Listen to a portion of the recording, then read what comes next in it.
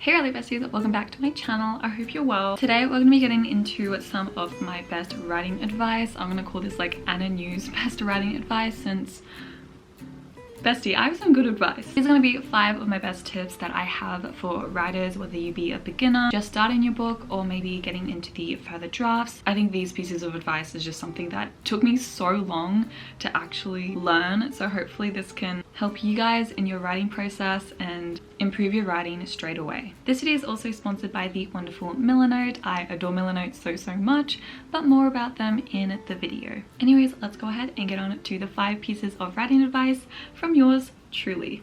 I'll be using this tulip to help me explain my scattered brain. And the first tip is my best plotting technique. If you guys haven't seen a couple of my other videos where I talk through how to literally come up with the actual stuff of your book, and 200,000 writers found this helpful in one of my most popular videos, and I use this without doubt in every single project that I start. I'm a very visual writer, so basically when I think about scenes, I think about imagining what the scene looks like. So my logic is this. Basically, your book's plot is simply your characters doing stuff. It's simply your characters doing action. But that action, whatever your characters are doing, needs to take place in a setting, in a place within your story. So what I usually do is I go onto Pinterest, I type up the aesthetic of my book, whether that be paranormal aesthetic, fantasy aesthetic, romance aesthetic, and I basically start to pin particular settings, particular places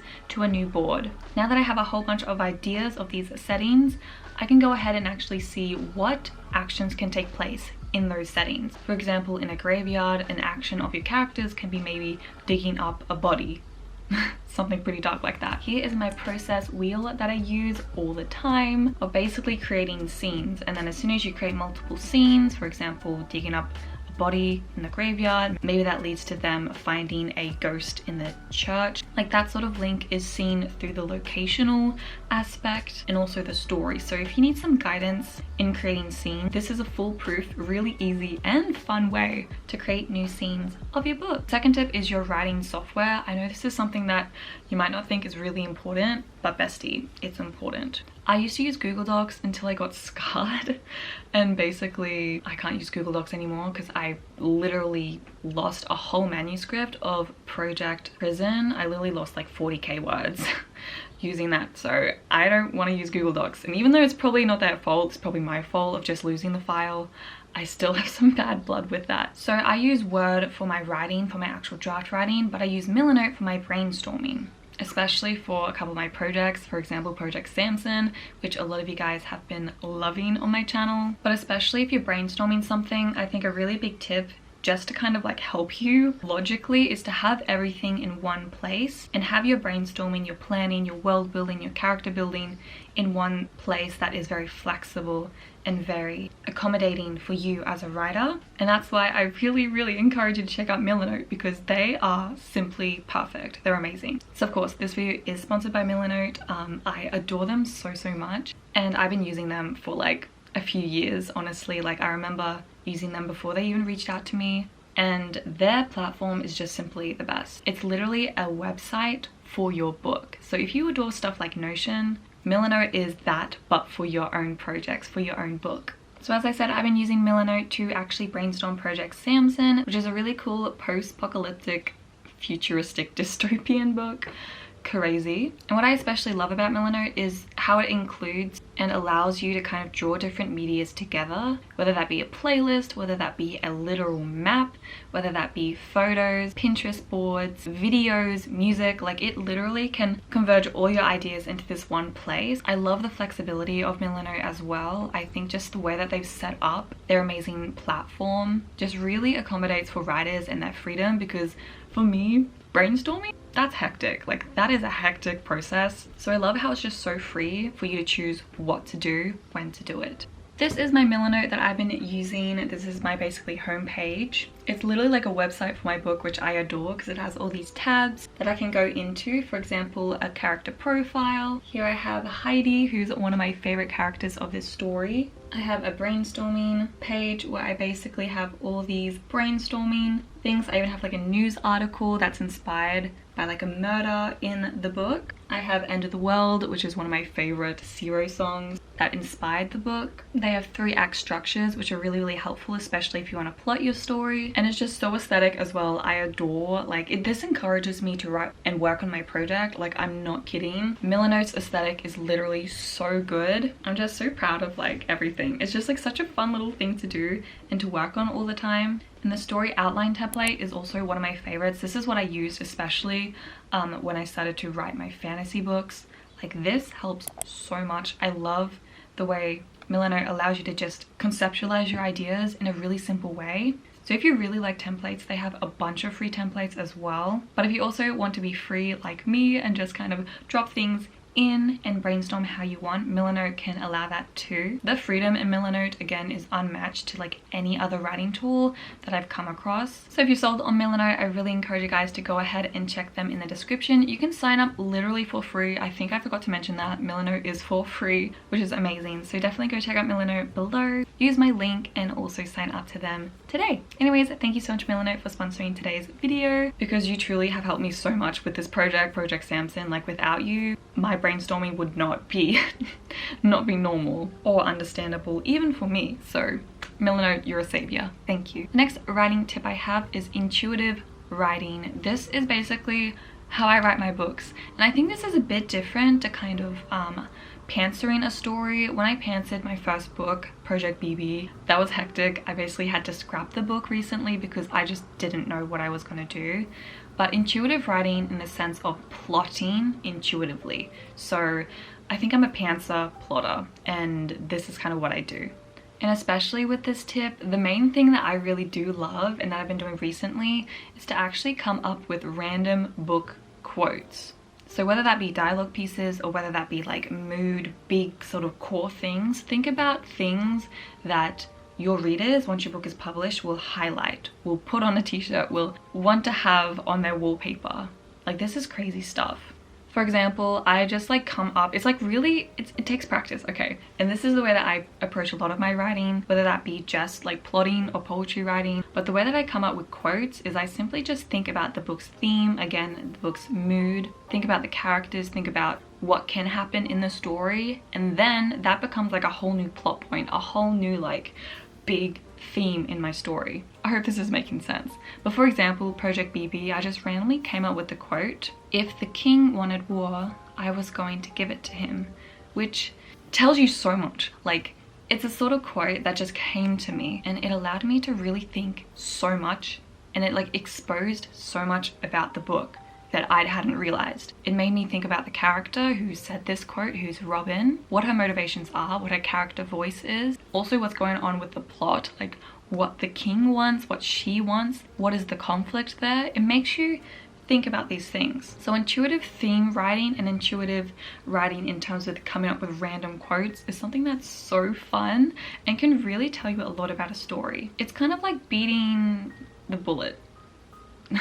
Beating the horse, no, beating the point before it is made. Because I feel like it's so much easier to have a point and build around it. So have a quote and build a theme around it instead of having a theme and then try to come up with a quote, for example. It's kind of like circle writing. I think Rachel Wrights described how she writes like her books through themes and through like moods in her chapters. So having like a point and then moving towards it, I think, is a lot more easy and also just a fun thing to do. And it's also really good for making book content, by the way. So if you want people to read your book, you can pull up this little quote and be like, hey, this is one of the quotes, read it. Yeah, anyways, that's a little tip I have.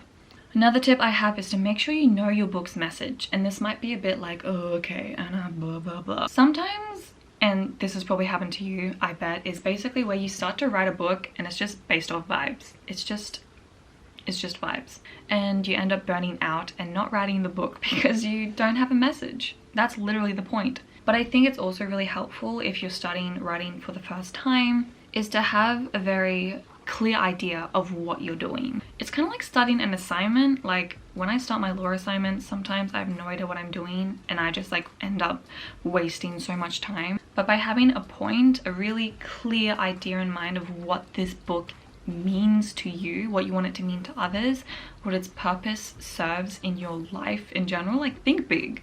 That's really important. Maybe you want to talk about really important world issues. Like my friend Tiana, she has so many amazing books, like especially Project ILY, like that is an amazing story about like the world and all its issues, and it's quite controversial and I adore it. For example, like what do you want your readers to think of this book? Like who are you writing this book to? What is your book's dedication? Or what themes you want to explore in your story? What issues? Or maybe what sort of memories you want to really explore. Or maybe stories of your grandmother or of your brothers or of your friends, paying tribute to them. Like what sort of purpose is your story serving? I have this really good point that I'm just going to read out because I cannot read for my life, but it basically says this: surrounding your story by a handful of themes will help shape your book and therefore help you make plot and character decisions that will reinforce this message. So this is something to really do when you start your story, to have a base. It's kind of similar to my last tip, where you have a point or you have a base that you can build upon. This can even be just very logical. Like for example, if you want your book to be about feminism, you're not gonna have a male main character. You know what I mean? So just like decisions like that will come naturally if you have that background of what you want your book to be like. If you're stuck, basically pretend you're in an interview and this will help you so much. But basically maybe just ask the question, so we're all asking, why did you write this book? And you'll say, that's a great question. I've been wondering that myself, or something like that. Anyways, you can have that opportunity to be like, I really had a passion about this, and this is what I experienced, and this is what prompted to write the book. Like I was walking here and I saw this, and this artwork really, you know what I mean? Like this will help you. Trust me, this will help you. Like even if it seems very surface level, this will help you if you really think about it. Okay, let's get on to the last tip. The last tip is kind of controversial, and I've been thinking about this for a long time. And it's the idea to not edit your book. And this is really hard to say, especially since I've been editing Project Ghost, which is Ghost Side, my new debut novel. This is something I've been really struggling with and really just kind of finding my way, like wading through the mess of editing, and I'm realizing what editing means to me. If you couldn't tell from this video, I have a very intuitive approach to writing, and when I write something, that's what I mean. Like it becomes lore, L-O-R-E. It becomes what the story is. Like to me, I can't go back. Like unless it's a really big plot hole, I can't go back. Like this story is how it is. And that also goes with not only the plot of the story, but also the way that I write it, the way that I represent my thoughts. It's the way that I felt in the moment that I become so attached to, and that's how it's meant to be. I kind of like the metaphor that I came up with about like how painters don't edit their work. The way that they paint, at least traditional painting, like you keep making strokes and making it better and better and better. There's no way like you can rub out something. Like sure you can paint over it, but it will always be there. So in that same sort of vein of thought, I think it's important to accept your writing and what you felt about your story then. I don't know, it's so hard to describe, and that's why like I don't know if this is a really big tip or just a discussion, but I just like love the idea of being able to look back of like how it's like a journal. Like to me, books are journal entries.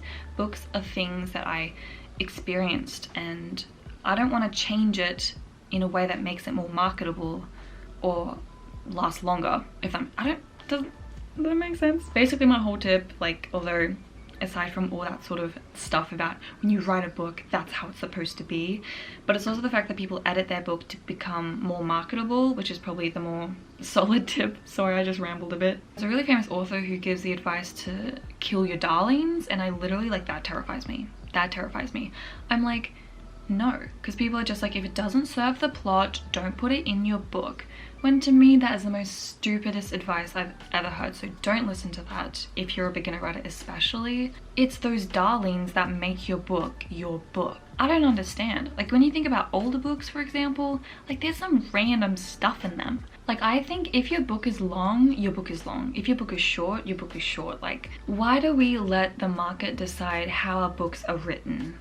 Like to that sort of extent of taking out a chunk of your story that is literally like a whole chunk of your heart just because, oh, it was too long. So that sort of formatting stuff of like, you know, that logical stuff of like making sure there's a hook, making sure there's this. Like you want to start your story how you want to start the story. I don't know, maybe this is just like my progressive thinking about being like, no, write what you want. And then people are saying like, oh, but the market is the market is the standard, so do the standard. It's like, no, like, yeah, there's stuff to edit and there's stuff to like perfect in your writing, hence there's editing and like making your story better, but it's not cutting your story out. I have this written down. So for example, with my current revisions of Ghost Side, I've noticed how editing is only to make your story better, not to change it, because stories are just stories. And if people want to read your book, they will read the book. Like, they will read the extra couple sentences you're gonna throw out about a description, about a dream your characters had. Like, if it's something that's really important to you, write it. That's basically what I want to say. Like, when you think about bibliographies, like, that's science. Like, that's like a research paper to me, because that's just picking out things of someone's life that is important or pivotal, when like really a true raw story has all these different themes in it, all these different experiences that don't necessarily change the person, but they still happen. They still happen to the characters. Do you know what I'm saying? I feel like I'm insane. Please comment if I'm being insane or giving terrible advice, but this is just my advice. I feel like a lot of these tips were very weird. Sorry about that. But anyways, thank you so much for watching this video. I hope you enjoyed it. I really don't know what to think. I hope you just liked hearing my voice, maybe. And yes, I do have a hole in my long sleeve. Don't look at that. But anyways, I love you all so much. I hope you do well in your writing. I hope these tips helped, even just listening to me ramble on. Definitely go check out Milanote as well. Like, truly, their platform will help you so much in developing your ideas and writing your stories. So go check them in the description and sign up to them for free today and start brainstorming your book. Anyways guys, I love you all so much. I'm very excited for all the content coming. I also really hope to do a updated poetry video, so stay tuned for that. But yeah, I'll say goodbye now and stop eating your ear off, talking too much about writing and my passion and just like not making sense. But that's a writer for you. That's me. Anyways everyone, I love you all and I hope to see you in the next writing video. Bye everyone.